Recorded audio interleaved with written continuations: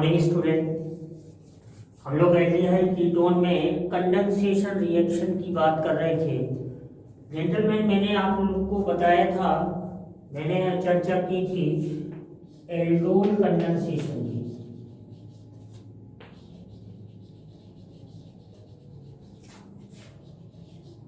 Aldol condensation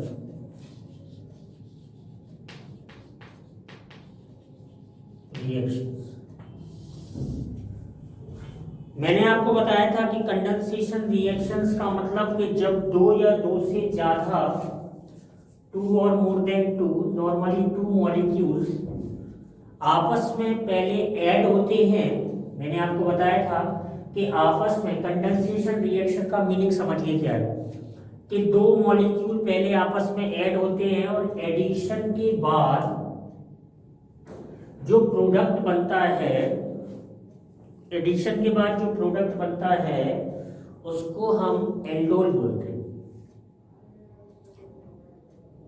और उस aldol को अगर हम हीट कर दें तो फिर उसमें से, क्योंकि condensation reaction followed by elimination होगा, अदरवाइज कंडेंसेशन रिएक्शन उसे बोलेंगे ही नहीं। तो एल्डोल कंडेंसेशन, एल्डोल का बनना एल्डोल रिएक्शन कहलाएगा, लेकिन एल्डोल कंडेंसेशन अगर लिख दिया जेंटलमैन तो फिर आपको उसे हीट करना ही पड़ेगा। और जब आप हीट करते हैं तो एक स्मॉल मॉलिक्यूल, मैंने लिखवाया था, वाटर का या अमोनिया का या समटाइम्स इथाइल अल्कोहल का निकलता है और एक अनसैचुरेटेड कंपाउंड बनता है जिसको हम बोलते हैं अल्फा बीटा अनसैचुरेटेड कंपाउंड। तो एल्डोल कंडेंसेशन रिएक्शन में हम लोगों ने अभी सीखा था सिंपल एल्डोल। सिंपल एल्डोल में हम क्या कर रहे थे कि दोनों मॉलिक्यूल, हम केस 1 सीख रहे थे। केस 1 में मैं सिंपल एल्डोल की बात कर रहा था, simple aldol condensation. Simple aldol condensation की कंडीशन क्या थी कि बेस होना चाहिए था OH माइनस, हीट की प्रेजेंस, 2 मॉलिक्यूल्स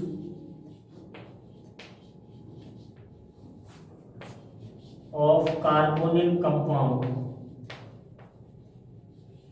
carbonyl compounds, और ये कार्बोनिल कंपाउंड मतलब एल्डिहाइड हो दोनों या दोनों कीटोन हो, ये सिमिलर होने चाहिए, ये कंडीशन वाले। और तीसरी कंडीशन क्या ध्यान रखनी है कि बोथ मॉलिक्यूल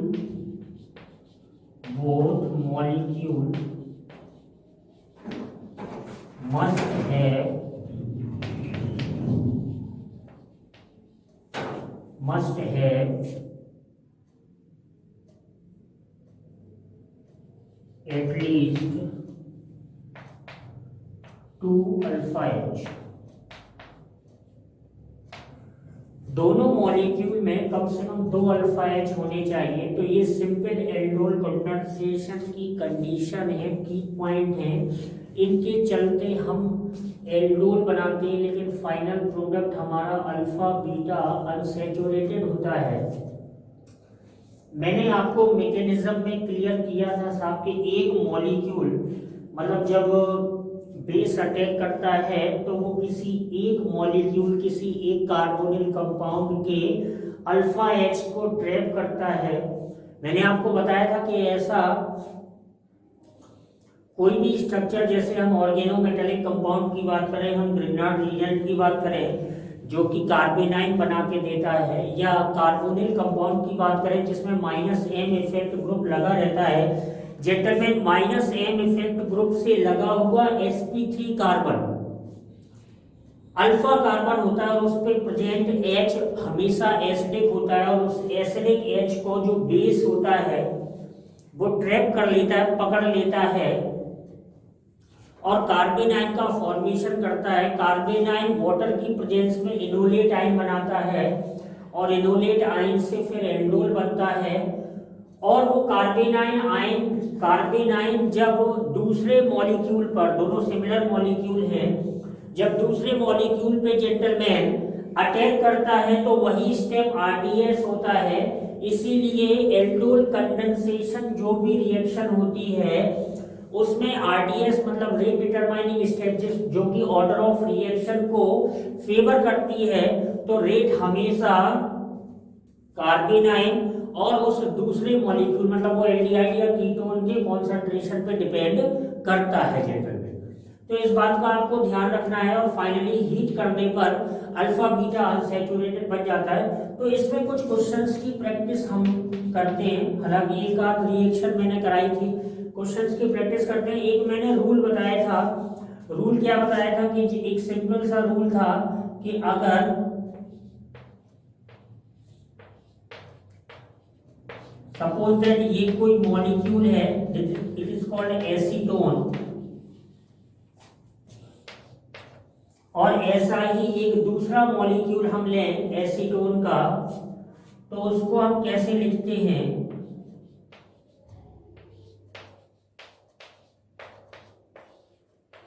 उसको हम ऐसे लिखते हैं, and you can see that it is alpha carbon, और अल्फा कार्बन पर 2 H हैं और ये ऑक्सीजन है। तो ये ऑक्सीजन एटम और ये 2 H, यहां से मैंने आपको एक रूल बताया था, एक समरी बताई थी, आप कॉपी में नोट कर लेना जेंटलमैन, कि एक मॉलिक्यूल जिससे हम 2 अल्फा H निकालते हैं और जिस मॉलिक्यूल से हम 2 अल्फा H निकालते हैं जेंटलमैन हमेशा ध्यान रखें उसी का कार्बेनाइन फॉर्मेशन होता है। कार्बेनाइन फॉर्मेशन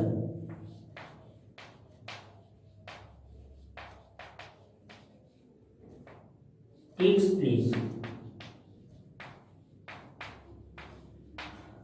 जिस मॉलिक्यूल से, हमेशा ध्यान रखें जेंटलमैन, वो चाहे एल्डिहाइड हो या कीटोन हो, मैं आपको बता दूं कि जिस मॉलिक्यूल से मैं अल्फा H निकालूंगा उसी से कार्बेनाइन का फॉर्मेशन होगा जेंटलमैन, हमेशा आपको ध्यान रखना है। और यहां से ऑक्सीजन निकलेगा और इस तरह से वाटर का जब रिमूवल होगा तो देखिए क्या मॉलिक्यूल बन जाएगा, CH3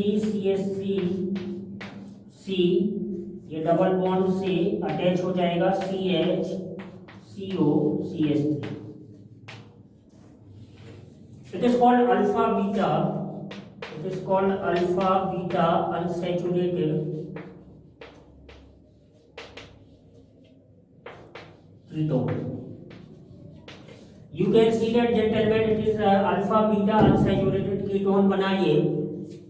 alpha beta unsaturated compound बनता है। इसमें हम लोग कुछ क्वेश्चन कर लेते हैं, देखिए आपको समझ में आना चाहिए।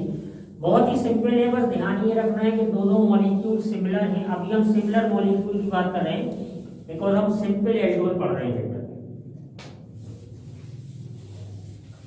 तो जो 2 मॉलिक्यूल हमने लिए उसमें से बहुत ही ज्यादा कठिन नहीं है, बड़ा आसान है कि एक मॉलिक्यूल जिसके पास अल्फा H है उसमें से हमने अल्फा H निकाला, कार्बेनाइन बनाया, और वही कार्बेनाइन दूसरे मॉलिक्यूल पे अटैक करेगा, वहां से ऑक्सीजन को ट्रैप करेगा और फाइनली जो है अल्फा बीटा अनसैचुरेटेड लास्ट में प्रोडक्ट बन जाएगा। जैसे मान चलिए कि हम लोग ले रहे हैं इस तरह से, इसको बोलते हैं प्रोपेनल, ये प्रोपेनल है, या इसी को हम प्रोपियोन एल्डिहाइड बोल देते हैं जेंटलमैन। ये प्रोपेनल है, सिंपल एल्डोल करा रहे हैं, आप कोशिश करिएगा प्रोडक्ट बनाने की। देखिए बड़ा आसान होता है। इसे हम ऐसे लिखते हैं, अगर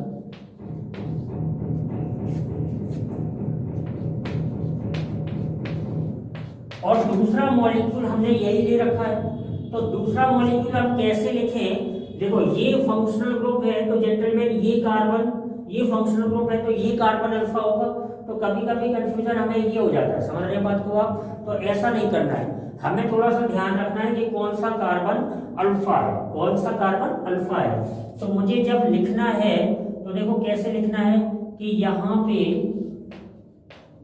CH3 CH और CH, तो यहां से और यहां से ये 2H निकले साहब, है ना। अब आप समझ रहे हो कि यहां से जब 2H निकले और यहां से ये ऑक्सीजन निकला, है ना, तो आप समझ पा रहे कि क्या बनने वाला है। देखो CH3 CH2,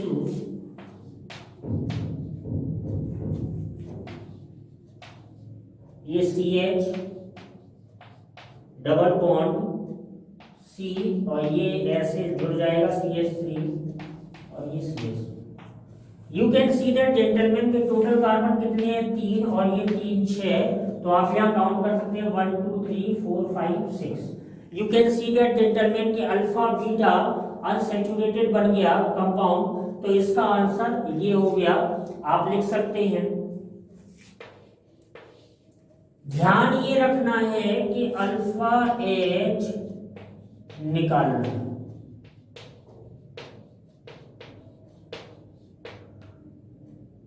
अल्फा H कितने निकालना है, 2 अल्फा H निकालना है और प्लस एक ऑक्सीजन एटम निकालना है। फाइनली क्या हो गया, H2O का रिमूवल करना है, रिमूवल करना है।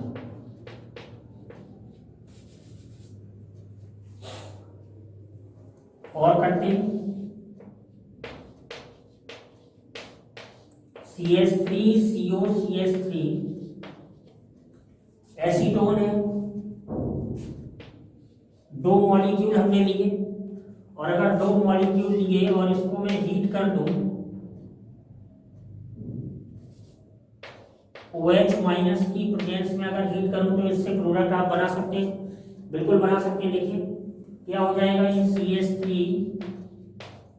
CH3, यहां से ये ऑक्सीजन निकलेगा तो ये डबल बॉन्ड आएगा CH, फिर यहाँ पे देखो क्योंकि ये CH3CO CH3 है तो यहाँ पे ये तो ऐसे रहेगा क्योंकि एक से 2 अल्फा H निकल जाएगा।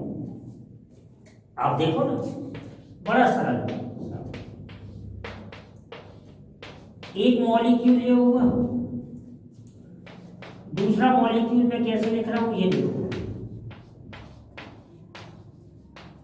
आप देख पा रहे हैं ये अल्फा H है, ये ऑक्सीजन है, तो ये 2 अल्फा H और ये ऑक्सीजन निकल गया, तो देखो वही बना है जो मैंने बनाया कि CH3 और ये ऐसे ब्रांच में हमने लगा दिया और ये डबल बॉन्ड क्या हो गया CH हो गया, C डबल बॉन्ड CH और ये हिस्सा CO CH3 हो गया।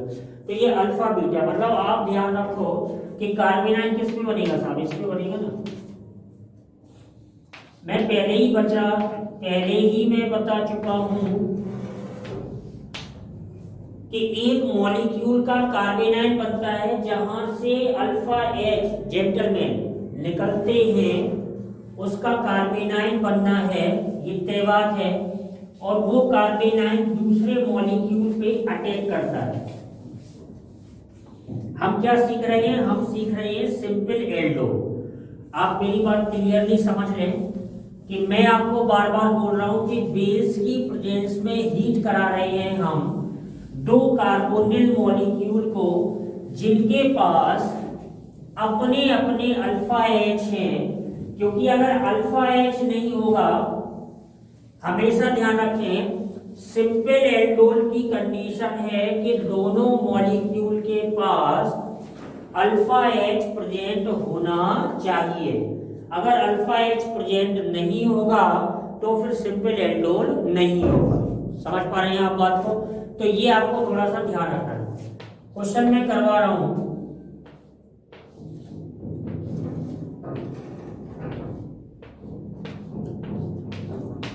कि अगर मैं एसिटोफिनॉल ले लूं, it can be also written as PH CO CH3, this one is called acetophenol। Exam में लिखा हुआ आ सकता है मिथाइल फिनाइल कीटोन। मैं 2 मॉलिक्यूल ले रहा हूं, एंडोल कंडेंसेशन से मैं प्रोडक्ट बनाना चाहता हूं जेंटलमैन। तो देखो इसमें तो अल्फा एच है नहीं, जब इसका एक मॉलिक्यूल और ऐसे ही होगा तो इधर तो अल्फा एच होंगे नहीं बेंजीन रिंग में। तो क्योंकि मैं आपको बता चुका हूं कि हमेशा ध्यान रखो कि alpha carbon is sp3, alpha carbon is sp3। Alpha carbon क्या होता है? sp3 होता है। तो आपको ये आइडिया लगना चाहिए कि हम कहां से H निकालने वाले हैं। आप समझो कि अगर ये ऐसे होता,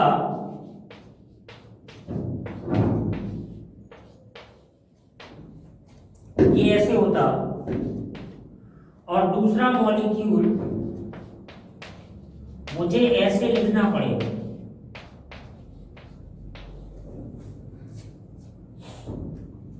तो आप देख पा रहे हैं कि ये ऑक्सीजन एटम और ये 2 अल्फा एच अगर मैं निकालूंगा तो देखिए प्रोडक्ट क्या बनने वाला है। मैं यहां बना के लिख रहा हूं PH CH3 double bond CH CO PH, ये बन जाएगा।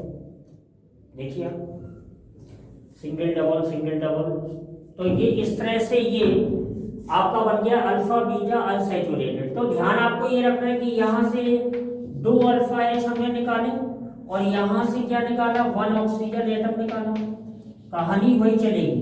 तो फाइनली क्या हो गया? H2O निकल गया। तो एक का तो कार्बेनाइन बनाना ही पड़ेगा। एक कार्बेनाइन होगा, वो दूसरे मॉलिक्यूल पे क्या करेगा? अटैक करेगा और सिंपल एंडोल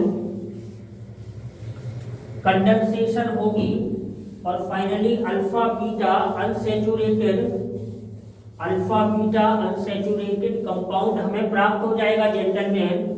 हमेशा ध्यान रखना है कि अल्फा कार्बन बेंजीन रिंग में, एरोमेटिक रिंग में अल्फा कार्बन प्रेजेंट नहीं होता है, या दूसरी भाषा में हम ये कह दें कि कभी भी sp कार्बन जेंटलमैन या sp2 कार्बन अल्फा कार्बन नहीं होता है। अल्फा कार्बन हमेशा sp3 कार्बन होता है। तो ध्यान आपको ये देना है। और अल्फा कार्बन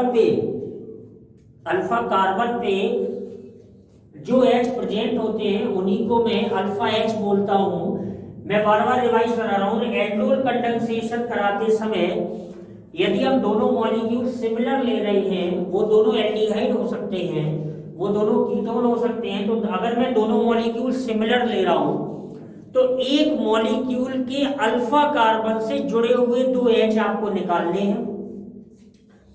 हमेशा ध्यान रखना है, रिमेंबर 1 पॉइंट जेंटलमैन, कि जिस sp3 कार्बन पे आप 2 H निकालेंगे, मतलब अल्फा H निकालेंगे, उसका कार्बेनाइन बनना है और वही कार्बेनाइन एज ए न्यूक्लियोफाइल, मैंने बताया था, अटैक करता है दूसरे मॉलिक्यूल पे। तो हमेशा ये ध्यान रखना है कि कार्बेनाइन बनाना है जिसका दूसरे से, जिस पर अटैक करना है उससे ऑक्सीजन को ट्रैप करना है।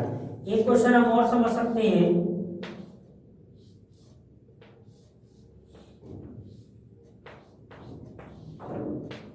मान चलो साइक्लोहेक्सेनोन हो आपके पास,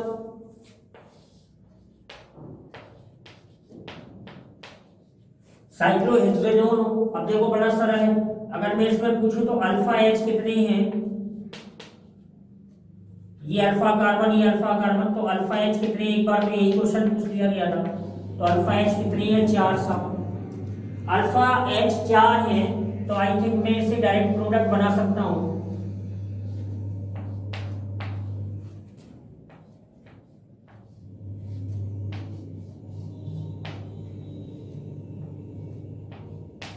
देखिए ये प्रोडक्ट बन जाएगा, बड़ी आसानी सी बात है। देखिए आप, एक मॉलिक्यूल ये था और एक मॉलिक्यूल ऐसा ही ये था। यहां पे साहब 2 अल्फा एच थे, तो यहां से अल्फा एच दोनों जब मैं निकालूंगा एज ए समरी के तौर पे, वैसे तो एक अल्फा एच निकलेगा और वो कार्बन आयन बनेगा, फिर वो अटैक करेगा, फिर फाइनली वाटर का मॉलिक्यूल निकलेगा। तो अगर यहां से अब आप देखो कि यहाँ कार्बन आयन बनेगा तो ये इससे क्या हो जाएगा, अटैच हो जाएगा। तो आप देखो कि डबल बॉन्ड किसके किसके बीच में बनने वाला है, इसके और इसके बीच में बनने वाला है। तो वही देखो मैंने बना दिया। तो आप देख सकते हैं, आप बोलोगे कि सर इसमें से नहीं निकाल सकते, बात तो एक ही है, दोनों मॉलिक्यूल क्या है, सिमिलर हैं, तो हम सिंपल एल्डोल करा रहे हैं। तो बड़ा आसान होता है सिंपल एल्डोल के चलते प्रोडक्ट को बनाना। मैं फिर से आपको बता दूं कि दो मॉलिक्यूल होने चाहिए, दोनों मॉलिक्यूल सिमिलर होने चाहिए, दोनों मॉलिक्यूल में जेंटलमैन अल्फा एच होने चाहिए, बेस की प्रेजेंस होनी चाहिए। मैं बार बार रिवाइज करा रहा हूं, बेस आप NaOH, KOH, barium hydroxide, aqueous calcium hydroxide या एक्वस सोडियम कार्बोनेट ले सकते हैं। कार्बन आयन का फॉर्मेशन होता है, कार्बन आयन का फॉर्मेशन जब होता है तो वो एज ए न्यूक्लियोफाइल दूसरे कार्बोनेट मॉलिक्यूल पे अटैक करता है और वाटर की प्रेजेंस में एल्डोल का फॉर्मेशन करता है, फिर हीट करने पे वाटर निकल जाता है और अल्फा बीटा अनसैचुरेटेड कंपाउंड बनता है। ये कहानी जेंटलमैन सिंपल एल्डोल की थी। अगर हम इसके आगे केस नंबर 2 करें,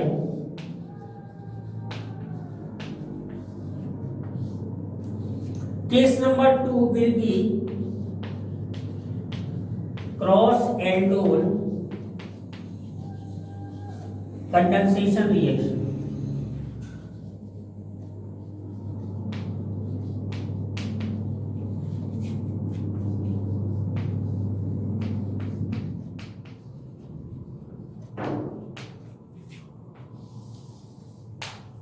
क्रॉस एल्डोल कंडेंसेशन रिएक्शन। तो पहले रिक्वायरमेंट समझ लें, क्या है condition.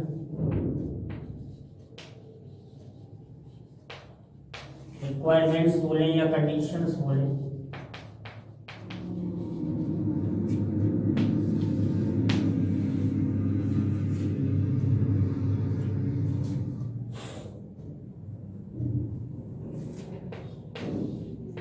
Base OH minus heat होना चाहिए, two different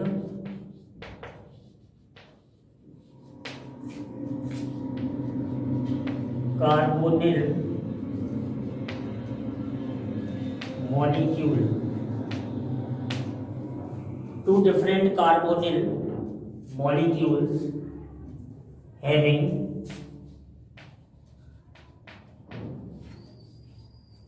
alpha H atoms। तीसरा क्या होगा कि 4 प्रोडक्ट बनेंगे, 4 products will be formed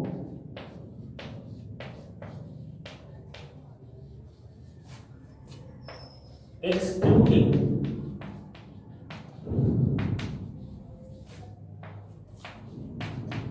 stereoisomers।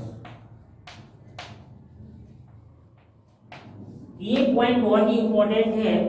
देखिए मैं आपको बता दूं कि क्रॉस एल्डोल में जब आप क्रॉस एल्डोल कराने वाले हो,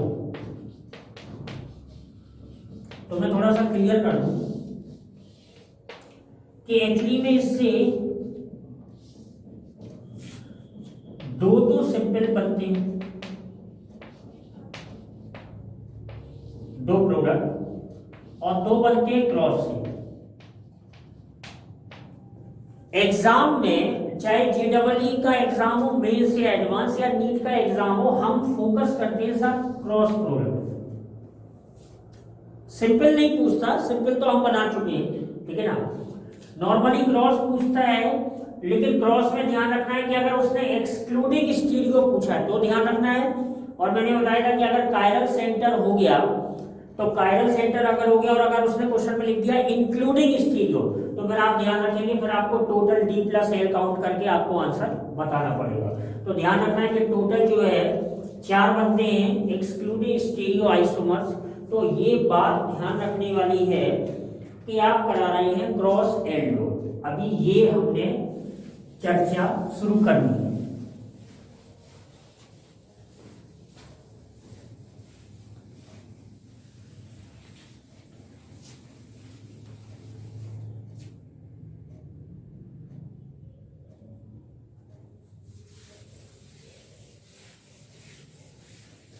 क्रॉस एल्डोल में मैंने आपको कंडीशन बता दी, रिक्वायरमेंट बता दी कि दोनों कार्बोनिल मॉलिक्यूल डिफरेंट होने चाहिए, दोनों कार्बोनिल मॉलिक्यूल डिफरेंट होने चाहिए, उनके पास अल्फा एच होने चाहिए, बेस की प्रेजेंस में हीट होना चाहिए और 4 प्रोडक्ट बनेंगे एक्सक्लूडिंग स्टीरियो आइसोमर्स। देखिए कि अगर मैं बात करूं CH3CHO, this one is ethanol,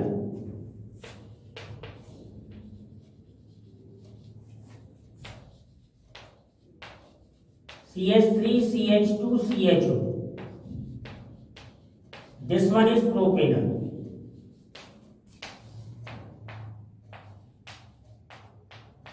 अब मैं आपको बता दूं कि बेसिक कहानी जो है ना, पूरी कहानी जेंटलमैन वही है कि जब दोनों मॉलिक्यूल सिमिलर थे, मेरी बात बहुत ध्यान से सुनिएगा, जब दोनों मॉलिक्यूल सिमिलर थे तो सिमिलर मॉलिक्यूल जिनके पास अल्फा एच थे, बोले साहब अल्फा एच क्या होता है? sp3 कार्बन पे। तो एक मॉलिक्यूल में से हम अल्फा एच को निकाल के कार्बेनाइन का फॉर्मेशन कर रहे थे, क्लियर? और कार्बेनाइन का फॉर्मेशन करके दूसरे मॉलिक्यूल पे अटैक कर रहे थे और फाइनली जाके हीट करके हम अल्फा बीटा अनसैचुरेटेड बना रहे थे। इसमें भी सब वही करना है कि हमें रिमूवल ऑफ वाटर करना है, रिमूवल ऑफ वाटर। और रिमूवल ऑफ वाटर कैसे होता है कि 2 अल्फा एच निकलते हैं और 1 ऑक्सीजन निकलता है। तो एक सिचुएशन ये है कि हम इसका कार्बेनाइन बनाएं और इस पे अटैक करें। देखो सिंपल वाले तो बन जाएंगे, है ना, सिंपल वाले बन जाएंगे भाई। इसके टोटल जो है प्रोडक्ट 4 बनेंगे, 4 प्रोडक्ट। मैं आपको बता दूं इसमें 2 सिंपल वाले होंगे और 2 क्रॉस वाले होंगे। अब अच्छा बच्चा जो होता है वो सिंपल पर फोकस नहीं करता, क्योंकि एग्जाम में नॉर्मली क्रॉस पूछे जाते हैं। तो क्रॉस वाले प्रोडक्ट मेन होते हैं और 4 प्रोडक्ट्स बनेंगे क्या? Excluding stereo,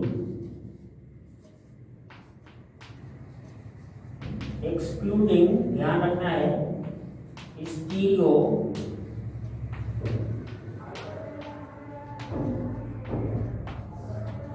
excluding stereo isomers. मतलब हमें स्टीरियो आइसोमर्स एक्सक्लूड रखने पड़ेंगे। उसको अगर हम इंक्लूड कर लेंगे तो हो सकता है डी और एल बन जाए, तो फिर प्रोडक्ट 6 भी बन सकते हैं, 6 बन सकते हैं। इसका अगर हम सिंपल बनाएंगे तो टोटल कितने कार्बन हो जाएंगे साहब? 4। तो प्रोडक्ट ए क्या बन सकता है? CH3, इससे बना रहा हूं CH डबल बॉन्ड CH।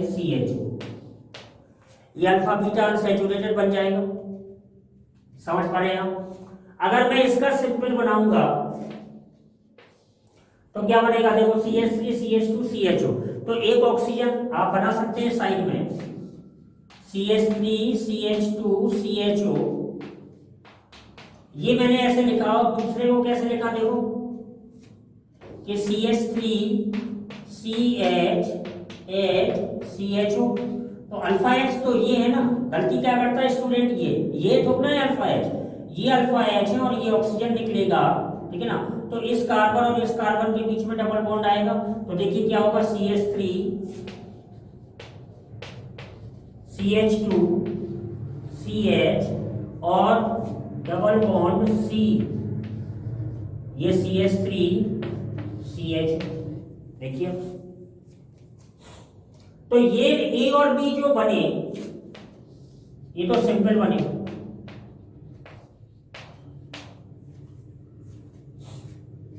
ये तो क्या बन गया? सिंपल बन गया सब। समझ पा रहे हैं आप बात को?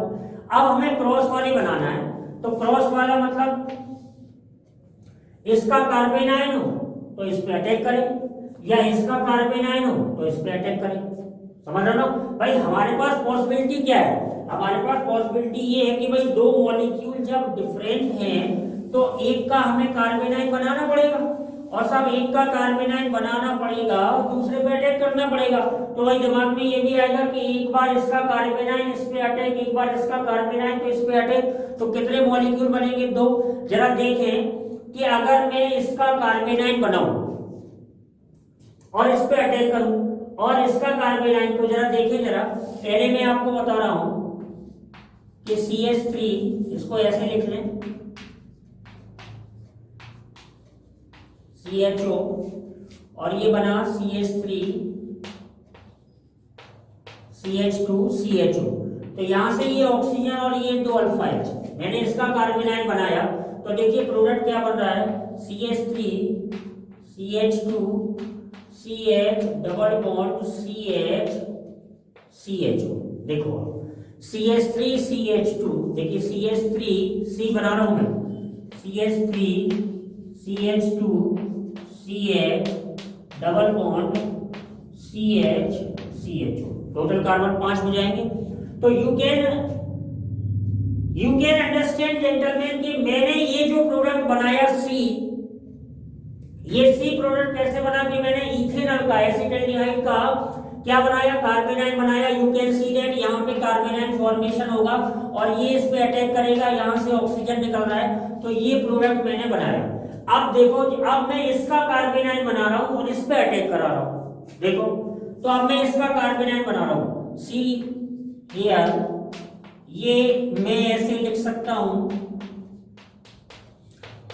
और दूसरे मॉलिक्यूल जिसपे मैं अटैक कर रहा हूं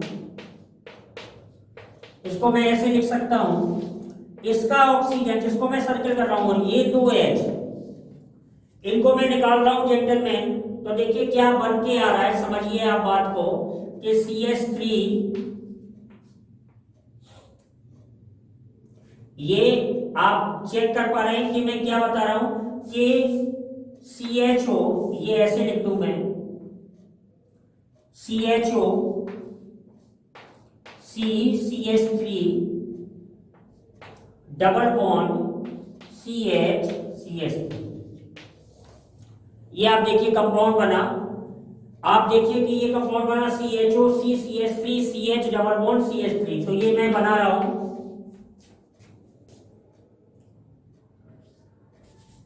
ये ऐसे लिख सकता हूं मैं, डबल बॉन्ड CH3। समझ पा रहे हैं आप बात को? ये ऐसे भी लिखा जा सकता था कि CH3 CH double bond CH3। तो आप देख पा रहे हैं कि टोटल कितने प्रोडक्ट बने? 4। C और D जो प्रोडक्ट हैं ये क्रॉस प्रोडक्ट है जेंटलमैन। और मैं आपकी मेमोरी के लिए एक बार फिर से बता दूं कि हमारे पास मुद्दा ये नहीं होता कि सिंपल कौन से बन रहे हैं, क्योंकि सिंपल तो बड़ा आसान हो जाता बनाना। हमारे पास मुद्दा ये होता है कि सब क्रॉस कौन से बन रहे हैं। और क्रॉस में ध्यान रखना है कि एक बार इसका हमने कार्बन आयन बनाया और इस पे अटैक किया, एक बार इसका कार्बन आयन बनाया और इस पे अटैक किया। अब दिमाग में क्वेश्चन ये जनरेट होता है इन फ्यूचर कि भाई क्रॉस वाले जो दो प्रोडक्ट बनेंगे, सिंपल प्रोडक्ट का क्रॉस में कोई महत्व तो नहीं है ज्यादा, मैं आपको बता दूं, क्योंकि वो तो दोनों मॉलिक्यूल क्या होंगे? सिमिलर होंगे। तो उसमें दोनों मॉलिक्यूल में से एक का कार्बन आयन बन जाएगा और कार्बन आयन जिसका बनेगा वो दूसरे पे अटैक कर देगा और सिंपल प्रोडक्ट बन जाएगा gentleman. Are you getting me? मैं जो बोल रहा हूं आप उसे समझने की कोशिश करिए कि हमारे लिए अब यहाँ पर जो सिंपल प्रोडक्ट हैं जो दो बन रहे हैं वो महत्वपूर्ण नहीं है। हमारे पास मुद्दा ये है अब कि जो क्रॉस बनने वाले हैं वो महत्वपूर्ण है। हम जो क्रॉस प्रोडक्ट बनाने वाले हैं वो महत्वपूर्ण है, क्योंकि हम एक का कार्बन आयन बना रहे हैं और दूसरे पर हम अटैक कर रहे हैं। मेरी बात समझने की आप कोशिश करिए।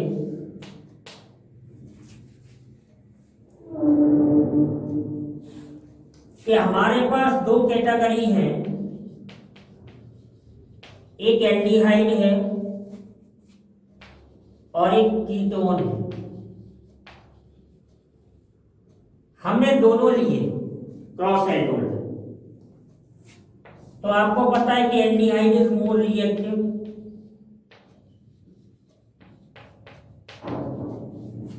और ketone is less reactive.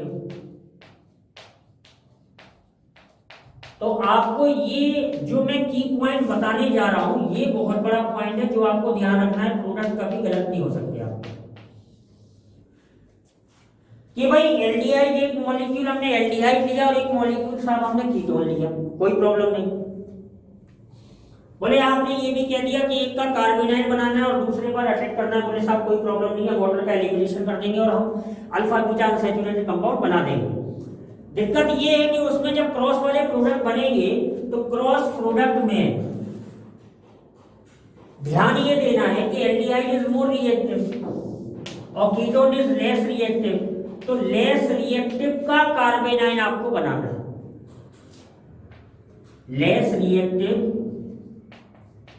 will form carbene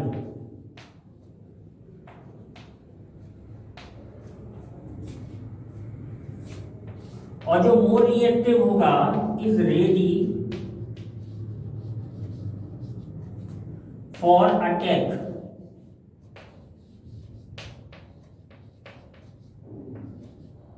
of carbene. और कार्बेनाइन किसकी तरह अटैक करता है? As a न्यूक्लियोफिल।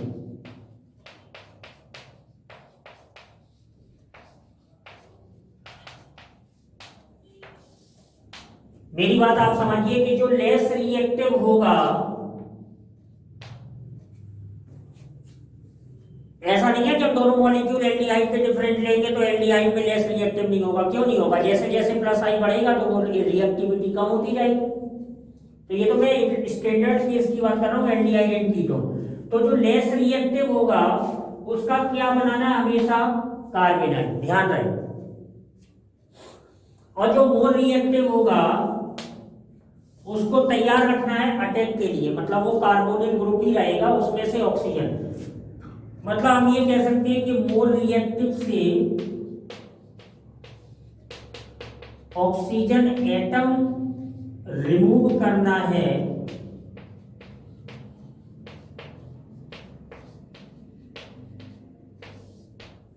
और लेस रिएक्टिव में से 2 अल्फा एच रिमूव करना है। रिएक्टिविटी की चर्चा मैं पहले भी कर चुका हूं कि रिएक्टिविटी की चर्चा मैंने आपको की थी कि सबसे पहले तो ये ध्यान रखना है कि aliphatic is more reactive than aromatic. Aliphatic is more reactive than aromatic. Ketone aldehyde is more reactive than ketone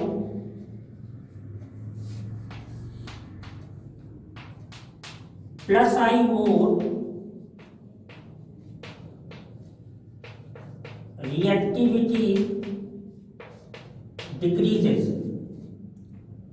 stearic factor जिसको हम बोलते हैं क्राउडिंग जेंटलमैन, भीड़ भाड़, क्राउडेड कार्बोनिल ग्रुप,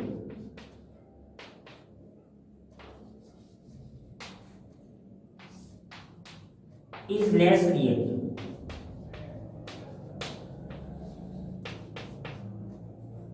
तो कहीं कोई प्रॉब्लम नहीं आने वाली, कोई क्वेश्चन आपसे गलत नहीं होने वाला। चैलेंज कर रहा हूं मैं इस बात का, बशर्ते आप ये पॉइंट ध्यान रखना कि क्रॉस एल्डोल में, मैं फिर आपसे कह रहा हूं कि क्रॉस एल्डोल कराते समय जेंटलमैन 4 प्रोडक्ट बनेंगे। हमारे लिए महत्वपूर्ण सिंपल वाला नहीं होगा, हमारे लिए महत्वपूर्ण क्रॉस वाला होगा। तो क्रॉस में जो 2 प्रोडक्ट बनेंगे उसमें से एक मेजर होगा और एक माइनर होगा।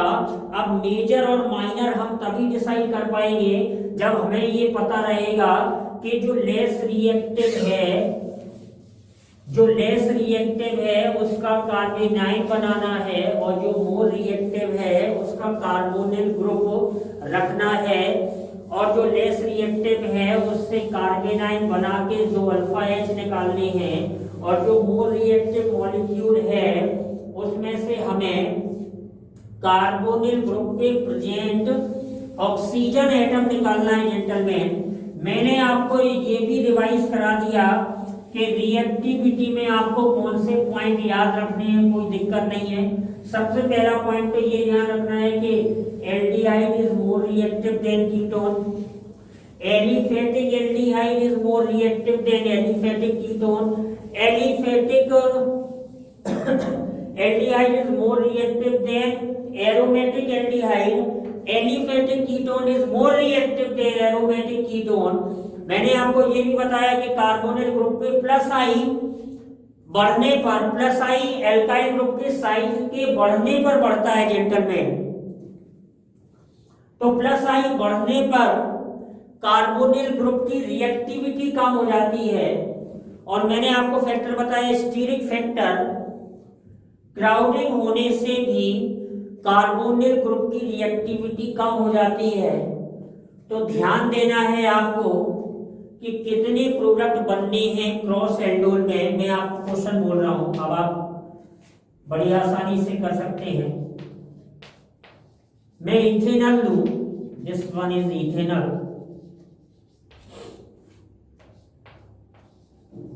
और डाइमिथाइल कीटोन ले लूं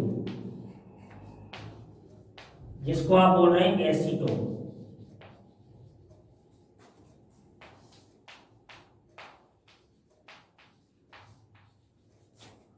और प्रोडक्ट्स पूछूं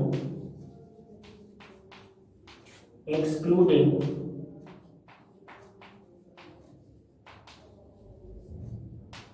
स्टीरियो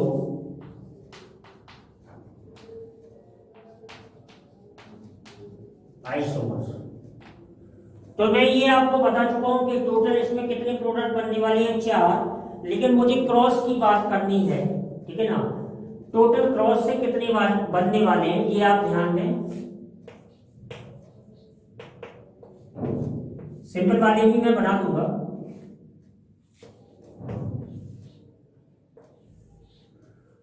देखो सिंपल वाला क्या बनेगा, एक CH3 CH double bond CH CHO। एक सिंपल वाला क्या बनेगा, CH3 C CH3 double bond CH CO CH3। ये दोनों सिंपल बन जाएंगे, तो इसमें टेंशन नहीं लेनी साहब। लड़ाई हमारी क्रॉस की है। तो C, मैंने आपको क्या बताया कि एक बार इसका कार्बेनाइन बनाया और इस पे अटैक करा दिया, तो जब मैं इसका कार्बेनाइन बनाऊंगा तो यहां से 2 अल्फा एच निकल जाएंगे और ये CHO बचेगा। तो देखो कैसे बनेगा, CHO CH double bond C CH3 CH3। देखिए यहां से मैं ऑक्सीजन निकाल रहा हूं, यहां से 2 अल्फा एच निकाल रहा हूं, तो देखिए यही बनेगा CHO CH double bond CHO CH double bond C, और ये CH3 हो जाएगा। एक प्रोडक्ट और बनेगा, जब मैं यहां से अल्फा एच निकालूं और इस पर अटैक करूं तो क्या बनने वाला है, CH3 CH double bond CH CO CH3। Gentleman you can see that कि जब मैंने सिंपल बनाई तो ये 2 बना दी, ये क्या बने क्रॉस। अब मैंने आपको की पॉइंट क्या बताया था कि जो ये एल्डिहाइड है सब, ये कीटोन है, रिएक्टिविटी किसकी कम है, कीटोन की, तो इसका कार्बेनाइन जब बनाएंगे और इस पे अटैक कराएंगे तो उससे जो प्रोडक्ट बनेगा वो मेजर होगा। तो सी क्या हो गया, माइनर, और ये हो गया मेजर। तो ये पूछेगा GEE। तो ये आपको ध्यान देना है, इसमें हम मेजर और माइनर की बात नहीं करते। तो ये आपको ध्यान देना है कि आप जो क्रॉस का प्रोडक्ट है वो कैसे बना रहे हैं। एक मामला तो ये होगा, दूसरा मामला चलो चलते हैं।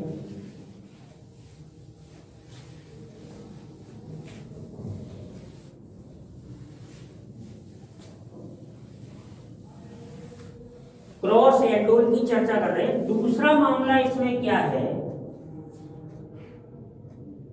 कि मान के चलो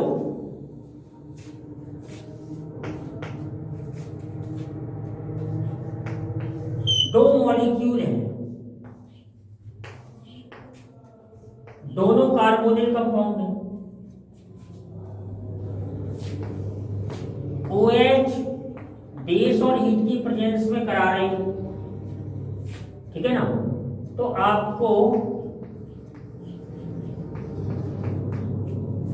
प्रोडक्ट बनाना है। ध्यान ये रखें, हम क्रॉस प्रोडक्ट की बात कर रहे हैं। इसकी बात कर रहे हैं क्रॉस की। ए जो मॉलिक्यूल लिया हमने वो बेंजील्डिहाइड लिया, और बी जो मॉलिक्यूल लिया हमने वो CH3CHO लिया। बहुत ही स्पेशल केस है ये कि इसमें साहब अल्फा H नहीं है, नो अल्फा H, और इसमें अल्फा H है। मतलब एक ही मॉलिक्यूल ऐसा है जिसमें अल्फा H है और एक मॉलिक्यूल ऐसा है जिसमें अल्फा H नहीं है। This reaction is also called Claisen-cement reaction. ये भी ध्यान रखें, आप कई बार पूछ दी जाती है।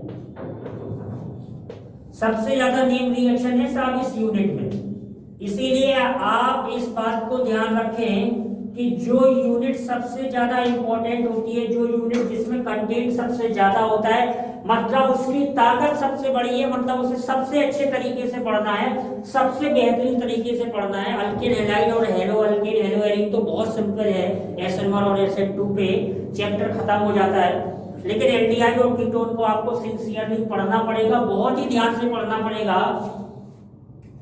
जब हम क्रॉस एल्डोल करा रहे हैं जेंटलमैन और एक कार्बोनिल कंपाउंड में अल्फा H नहीं है, दूसरे कार्बोनिल कंपाउंड में अल्फा H है, तो इस रिएक्शन को हम क्लेजन-सिमिट रिएक्शन भी बोलते हैं। अब हमारी मजबूरी है और मजबूरी बनेगी क्योंकि इसके पास तो साहब अल्फा H नहीं है, तो ये तो कार्बेनाइन नहीं बनाएगा, तो कार्बेनाइन इसी का बनेगा, मतलब इसी में से अल्फा H निकलेंगे। तो मैं इसको ऐसे लिख रहा हूं कि CHO, तो ये अल्फा H यहां से निकलेंगे और कार्बेनाइन का फॉर्मेशन होगा, कार्बेनाइन बनेगा। तो मैं आपको बता दूं कि जब कार्बेनाइन इसी का बनेगा, इसका तो बनना नहीं है, कार्बेनाइन इसी का बनना है, इसका तो बनना नहीं है, तो प्रोडक्ट का आंसर केवल 1 होगा। ऐसे केस में एक ही प्रोडक्ट बनेगा, भूल जाओ आपके मेजर और माइनर बनने वाला है। मैं फिर से आपको बता दूं, I am talking about cross product, simple की बात नहीं कर रहा हूं। सिंपल प्रोडक्ट आप भूल जाओ क्योंकि सिंपल सीख चुके हैं, आगे बढ़े, दुनिया आगे बढ़ रही है, तो हमें इसी का कार्बेनाइन बनाना है, मतलब हमें एक ही प्रोडक्ट बनेगा। तो जेंटलमैन प्रोडक्ट क्या बनेगा कि PHCH, इसका ऑक्सीजन निकल जाएगा और ये 2H निकल गए, double bond CH। And I think it is called cinnamaldehyde. ये मैं ऐसे भी लिख सकता हूं C6H5 CH double bond CHO। अगर इसका ऑक्सीडेशन करा दूंगा तो सिनामिक एसिड बन जाएगा, इट इज कॉल्ड सिनामेल्डिहाइड। तो एक ही प्रोडक्ट बनेगा, सिंगल प्रोडक्ट बनेगा जेंटलमैन। OH बेस की प्रेजेंस में हीट करा रहे हैं तो सिंगल प्रोडक्ट बनने वाला है। तो कई बार JEE में पूछा गया है, कई बार नीट में पूछा गया है कि यदि क्रॉस एल्डोल को हम क्लेजन सिमेंट के फॉलो में कराएं तो कितने प्रोडक्ट बनते हैं, तो ऑप्शन में लिखा रहता है 1, तो एक ही प्रोडक्ट बनता है जेंटलमैन, क्योंकि एक मॉलिक्यूल हमारे पास ऐसा होता है जिसके पास अल्फा H ही नहीं है साहब, जिसके पास अल्फा H ही नहीं है, ध्यान दीजिए आप, और एक ही मॉलिक्यूल ऐसा होता है जिसके पास अल्फा H है। तो जिसके पास अल्फा H है उसी का हम कार्बन आयन बनाएंगे और दूसरे पर अटैक कराएंगे तो एक ही प्रोडक्ट बनने वाला है। तो हमने सीखा सिंपल एल्डोल और क्रॉस एल्डोल से प्रोडक्ट बनाना और प्रैक्टिस करवाएंगे। और अभी हम क्रॉस एल्डोल के बाद इंट्रामॉलिक्यूलर एल्डोल भी सीखेंगे और उसके बाद केनी जाड़ों पे आएंगे। तब तक आप इसकी प्रैक्टिस करिए। ध्यान ये रखना है कि जो कम रिएक्टिव है उसका कार्बन आयन बनाना है, दूसरे पे अटैक करना है, अल्फा H होना चाहिए। यदि अल्फा H एक के पास नहीं है तो उसी को हम क्लेजन सिमेंट रिएक्शन भी बोलते हैं और ऐसे केस में एक ही प्रोडक्ट बनेगा। आप रिवीजन करिए। मैं आपसे फिर कह रहा हूं कि this unit is a very big unit, very important, बहुत ही महत्व है इसका ऑर्गेनिक केमिस्ट्री में। अगर ये यूनिट आपने खत्म कर ली, समझ लेना कि आपने 70% ऑर्गेनिक खत्म कर दी, ये ध्यान देना। तो आप इनकी प्रैक्टिस करिए और एक एक क्वेश्चन लगाइएगा, कोई क्वेश्चन आपका गलत नहीं होगा। All the best.